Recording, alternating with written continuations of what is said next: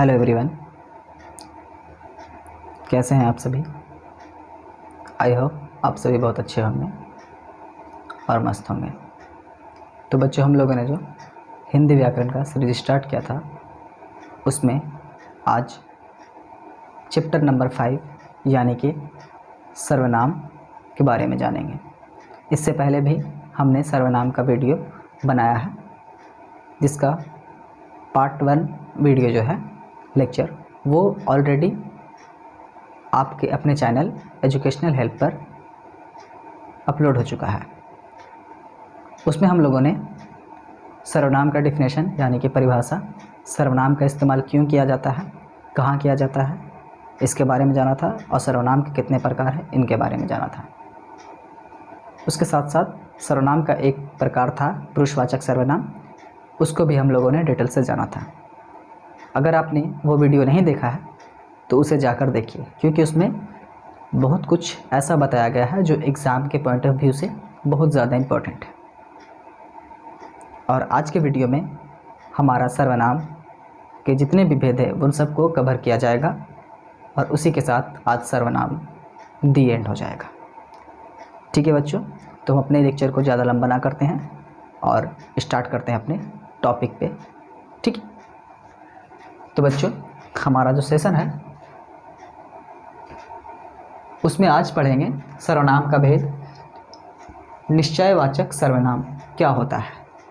निश्चयवाचक सर्वनाम जिस सर्वनाम से किसी निश्चित व्यक्ति या वस्तु का बोध होता है उसे हम निश्चयवाचक सर्वनाम कहते हैं। तो बच्चों, निश्चित का मतलब क्या होता है। मैं बार बार बोलता हूँ कि हिंदी व्याकरण में जो नाम होता है उसके हिसाब से ही उसका डेफिनेशन होता है। नाम का मतलब आपको पता है, आप उसका डेफिनेशन लिख पाओगे। ठीक है, यहाँ बोल रहा निश्चयवाचक सर्वनाम, बोल रहा निश्चित व्यक्ति या वस्तु का बोध कराया जाता है जिस सर्वनाम से, उसे हम निश्चयवाचक सर्वनाम कहते हैं। निश्चित का मतलब क्या। निश्चित का मतलब जो आपके आसपास में हो या फिर जिसके बारे में आपको जानकारी हो। ठीक है, आसपास होने का मतलब जो नज़दीक में हो, काफ़ी नज़दीक में, या फिर कुछ ऐसे दूर में जिसको हम अपनी आंखों से देख सकते हो लेकिन वो हमसे थोड़ी दूर पे हो। ठीक है, उसमें हम लोग निश्चयवाचक सर्वनाम का इस्तेमाल करेंगे। निश्चयवाचक सर्वनाम कौन कौन है, तो यह और वह। ठीक है, निश्चयवाचक सर्वनाम यह और वह है। ठीक है बच्चों, तो बच्चों निश्चयवाचक सर्वनाम भी वचन और कारक के प्रभाव से अपने रूप में परिवर्तन करता है। जैसे में बच्चों हमने यहाँ पे एक चार्ट बना रखा है, कारक, एक वचन, बहुवचन। ठीक है, ये वचन के प्रकार हैं, एक वचन और बहुवचन। ठीक है, कर्ता में क्या होता है, निश्चयवाचक सर्वनाम यह, इसने, वहीं पर बहुवचन में होता है ये, इन्होंने। कर्म में होता है इसे या इसको, बहुवचन में होता है इन्हें या इनको।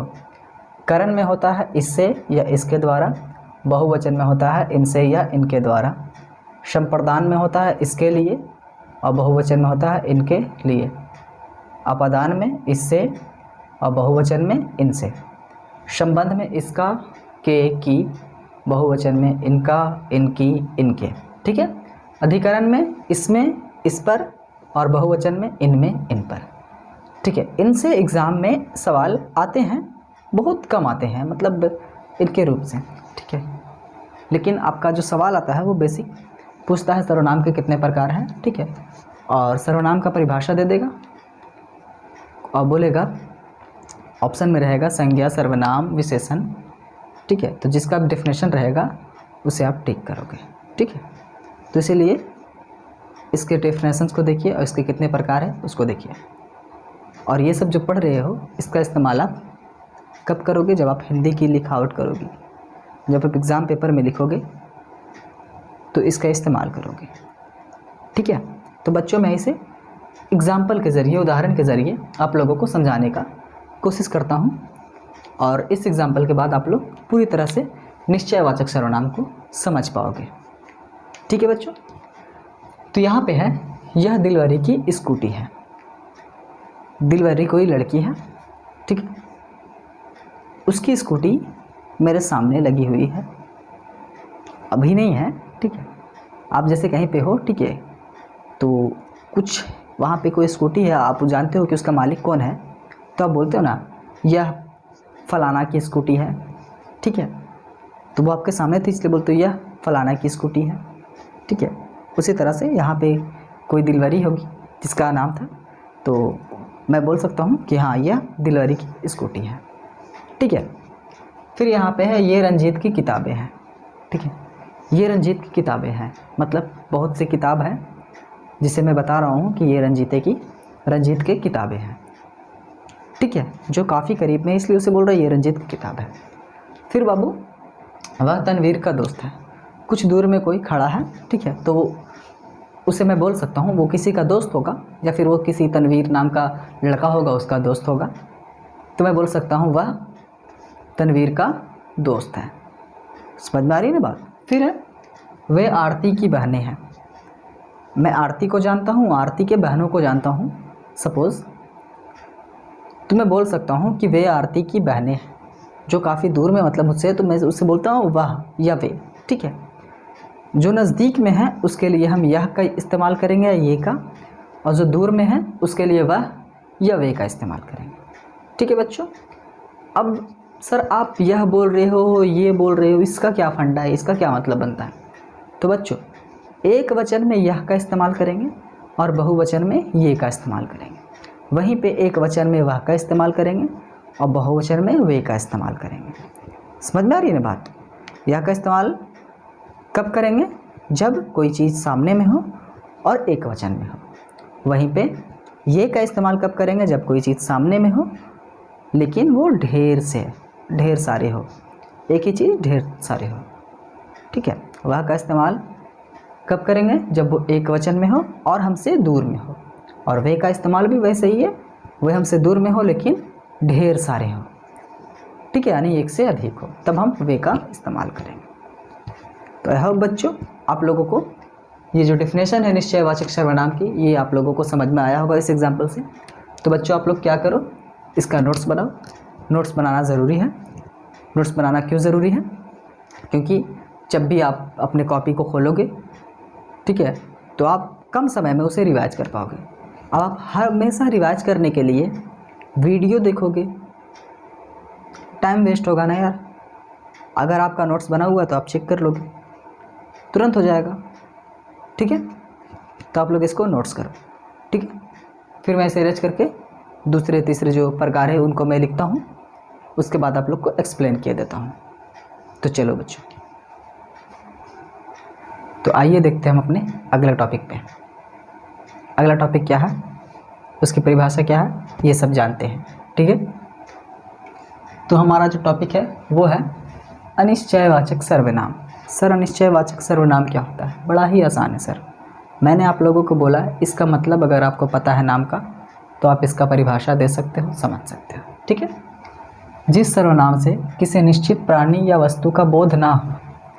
निश्चय में क्या था? जिसमें निश्चित प्राणी या वस्तु का बोध होता था। अनिश्चय में क्या है? निश्चित प्राणी या वस्तु का बोध नहीं होता है, उसे हम अनिश्चयवाचक सर्वनाम कहते हैं, ठीक है। जैसे कुछ, कोई, किसी इत्यादि, ठीक है। ये सब क्या है? अनिश्चयवाचक सर्वनाम। अगर मैं इसे एग्जाम्पल के तौर पे समझाना चाहूँ तो कैसे समझाऊंगा?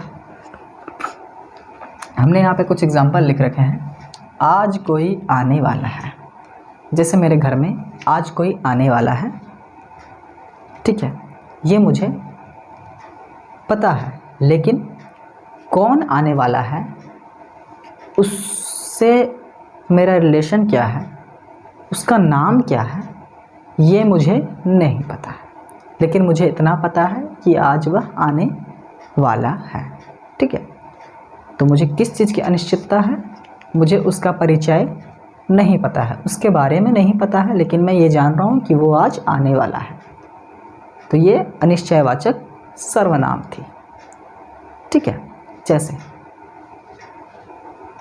किसी ने मेरी कलम ले ली या किसी ने मेरी कलम चुरा ली, भाई मेरी कलम तो चोरी हुई है, लेकिन किसने चुराई ये मुझे जानकारी नहीं।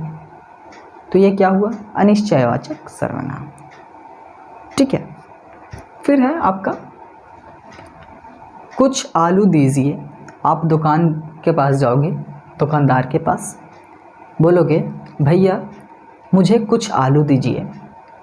वो दुकानदार बोलेगा मैं आलू तो दे दूंगा, पर कुछ का मतलब क्या? आप कुछ उसका क्वांटिटी बताइएगा, कुछ मात्रा बताइएगा ना। आप बोलिएगा कुछ आलू दीजिए, तो आपको क्या देगा? कुछ का मतलब 1, 2, 3, 10 किलो, 12 किलो, कुछ भी दे सकता है। आप ही बोल रहे हो ना मुझे कुछ आलू दीजिए। ठीक है, तो आप उसको क्या कर रहे हो? अनिश्चित वाक्य बोल रहे हो। ठीक है, अनिश्चयवाचक सर्वनाम है ये। ठीक है बच्चों, होता है ना? समझ में आ रही बात? चलो बढ़ते हैं अपने अगले टॉपिक पे। हमारा अगला टॉपिक क्या है? प्रश्नवाचक सर्वनाम। प्रश्नवाचक सर्वनाम, नाम से ही पता चल रहा है कि प्रश्न किया जाएगा इससे, है ना। जिस सर्वनाम से किसी प्राणी या वस्तु के विषय में प्रश्न पूछे जाते हों या प्रश्न पूछने का ज्ञान होता हो, उसे हम प्रश्नवाचक सर्वनाम कहते हैं। प्रश्नवाचक सर्वनाम कौन कौन से हैं? कौन, क्या, किसे इत्यादि। ये क्या है? प्रश्नवाचक सर्वनाम। देखो मैं यहाँ पर हेडिंग हाईलाइट करके रख दिया, ताकि आप लोग इससे हाईलाइट करोगे तो समझ में आएगा कि वो ऐसा बात है। ठीक है, जैसे उदाहरण में है भारत की प्रधानमंत्री कौन है? भारत का प्रधानमंत्री कौन है? आप सभी को पता है भारत के प्रधानमंत्री कौन है, पता है ना? अगर पता है तो कमेंट बॉक्स में कमेंट कर देना। ठीक है, ये हमने क्या किया? आप लोगों से सवाल किया कि बताओ भारत के प्रधानमंत्री कौन है। मैंने आप लोगों से प्रश्न किया, तो कौन जो है वो क्या है? प्रश्नवाचक सर्वनाम। ठीक है, फिर उसके बाद मैं पूछता हूँ कि भारत की राजधानी क्या है? भारत की राजधानी क्या है? मैंने आप लोगों से सवाल किया कि भारत की राजधानी क्या है। इस वाक्य में जो क्या है वो है प्रश्नवाचक सर्वनाम। ठीक है बच्चों, अगर आपको इसका भी आंसर पता है, ऑफ कोर्स आप लोगों को ये आंसर पता होगा, तो आप लोग कमेंट सेक्शन में जाकर के कमेंट कीजिएगा इसके आंसर को। ठीक है, तीसरा सवाल है सर्वप्रथम किस भारतीय महिला को विश्व सुंदरी चुना गया? सबसे पहले किस भारतीय महिला को विश्व सुंदरी चुना गया? यहाँ पे किस जो है इस वाक्य में वो है प्रश्नवाचक, क्योंकि इससे किसी के विषय में सवाल पूछे जाते हैं। ठीक है, किस, क्यों, ये सब क्या? सवाल पूछने के लिए। वह कहाँ रहता है? कहाँ रहता है, तो यहाँ पे जो कहाँ है ये मैं आपसे पूछ रहा हूँ कि वह कहाँ रहता है, तो ये है प्रश्नवाचक सर्वनाम। ठीक है बच्चों, समझ में आ रही ना बात? तीसरा का आंसर मैं आप लोगों को बता देता हूँ। सर्वप्रथम सुष्मिता सेन एक बॉलीवुड की एक्ट्रेस है, हीरोइन है, अभिनेता है, उसी को विश्व सुंदरी चुना गया था। सर्वप्रथम भारतीय महिला को। ठीक है, उसके पहले और भी लोग होंगे, और भी लेडीज़ होंगी जिन्हें चुना गया होगा, लेकिन भारतीय महिला में जो है वो सर्वप्रथम सुष्मिता सेन को विश्व सुंदरी चुना गया था। ठीक है बच्चों, चलो बढ़ते हैं अपने अगले टॉपिक पे। हमारा अगला टॉपिक क्या है? संबंधवाचक सर्वनाम। ये क्या होता है? जिस सर्वनाम से किसी संज्ञा के संबंध का बोध हो। संज्ञा के संबंध का बोध हो मतलब ये एक ऐसे वाक्य होंगे जो दो वाक्यों में संबंध जोड़ते होंगे, इनमें दो सर्वनाम आते हैं। ठीक है, जैसे देखते हैं जो, सो, जिसकी, उसकी, जिनका, तिनका, ठीक है, ऐसे आते हैं। ठीक है, इत्यादि। ठीक है, मैं उदाहरण से समझाता हूँ। जो सो गया सो खो दिया। जो सो गया सो खो दिया, इसमें संबंध है कि जो बाबू सोएगा वो कुछ ना कुछ खोएगा। जो बच्चे रात में पढ़ेंगे, काफ़ी देर तक नहीं, लेकिन जो बच्चे रात में पढ़ेंगे, शांति माहौल होता है रात में ना बच्चों, वो बच्चे एग्ज़ाम में अच्छा परफॉर्मेंस करेंगे। समझ रहे बात? ये एक दूसरे में संबंध है कि आप पढ़ोगे नहीं तो एग्ज़ाम में अच्छा परफॉर्मेंस नहीं करोगे। ठीक है, जिसकी लाठी उसकी भैंस, कहने का मतलब है जिसके पास पावर है उसका सब कुछ है। समझा? समझ में आ रही ना बात? तो ये क्या है? संबंध बता रहा है। ठीक है, एक वाक्य दूसरे वाक्य से रिलेटेड है, संबंध बता रहा है। ठीक है, चलो बच्चों, आप लोगों को ये समझ में आया है। आइए हम बढ़ते अपने सर्वनाम का लास्ट भेद पर। वो क्या है, चलो देखते हैं। निजवाचक सर्वनाम, ये क्या होता है? निज का मतलब समझते हो? निज का मतलब होता है स्वयं। निज का मतलब क्या होता है? स्वयं होता है। ठीक है, जिस सर्वनाम से अपने आप का बोध हो उसे हम निजवाचक सर्वनाम कहते हैं। जैसे में आप, स्वयं, खुद, ये सब क्या है? निजवाचक सर्वनाम है। ठीक है बच्चों, बहुत से बुक में सिर्फ आप रहता है। ठीक है, तो आप का मतलब तुम वाला आप नहीं, तुम वाला आप नहीं। ठीक है, ये खुद को बात आ रहा है। एग्जाम्पल में दे रहा हूँ, उससे आप लोग समझ जाओगे। ठीक है, मैं आप ही चला जाऊँगा, इसका मतलब है कि मैं ना स्वयं, मैं खुद से चला जाऊँगा, मुझे कोई नहीं लेकर जाओ, मेरे साथ कोई नहीं जाओ, मैं खुद ही चला जाऊँगा। ठीक है, फिर बोल रहा है मैं स्वयं पढ़ लूँगा, मतलब मैं खुद से पढ़ लूँगा, मुझे कोई पढ़ाओ मत। ये कह रहा है मैं सेल्फ स्टडी करूँगा, मैं खुद से पढ़ लूँगा। ठीक है बच्चों, समझ में आई ना बात? चलो अच्छी बात है, आप लोग इसे स्क्रीनशॉट ले लो, नोट्स कर लो। मैं तो कहूँगा कि अभी ही नोट्स कर लो इसे, क्योंकि जब स्क्रीनशॉट लेके रखोगे ना, बोलोगे भाई कल नोट्स कर लेंगे, अभी स्क्रीनशॉट लेते हैं, तो वो कल कभी आने वाला आप लोगों का नहीं है। ठीक है, क्योंकि हमारे जो कबीरदास थे वो एक दोहा है, शायद 6 क्लास में होगा, 6 क्लास या 4 क्लास में है, मुझे क्लास पता नहीं है, लेकिन मैं ये दोहा शायद पढ़ा था। ठीक है, तो उसमें लिखा हुआ था, कल करे सो आज करे, आज करे सो अभी, कर ले बहुरिया हर काम को, वरना होगा करना पाओगे कभी। ठीक है, ऐसा कुछ दोहा था, मुझे पूरा याद नहीं है। ठीक है, तो इसका कहने का मतलब है जो काम आप कल पे छोड़ रहे हो ना, उसे अभी कर लो, आज कर लो। और जो सोच रहे हो कि आज करेंगे ना यार शाम तक, रात तक, उसे तुम अभी कर लो।